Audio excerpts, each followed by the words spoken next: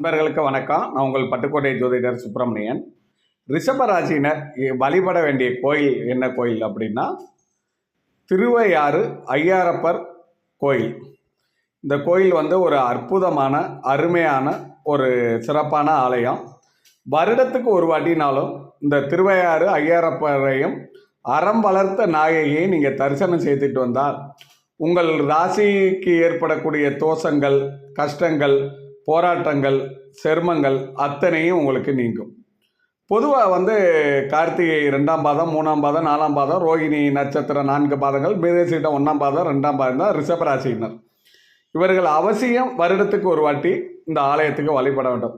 யம பயம் போக்கக்கூடியது. இந்த ஆலயத்தில் நீங்கள் போய் வணங்கினா உங்களுக்கு ஆயுள் அதிகரிக்கும். மனதில் முன்னேற்றமும் வளர்ச்சியும் வெற்றியும் மனமகிழ்ச்சியும் நிம்மதியும் உண்டாகும். ஆயுள் குறைவாக இருப்பவர்கள், வாழ்க்கையில் சில பேர் இந்த ஜாதகத்தில் கண்ட இருக்கிறவங்களோட இந்த ஆலயத்தை போய் வழிபடலாம்.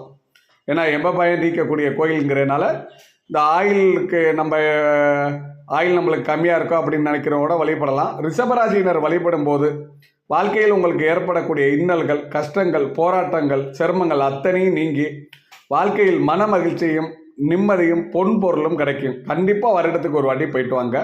அன்புடன் பட்டுக்கோட்டை ஜோதிடர் சுப்பிரமணியன்.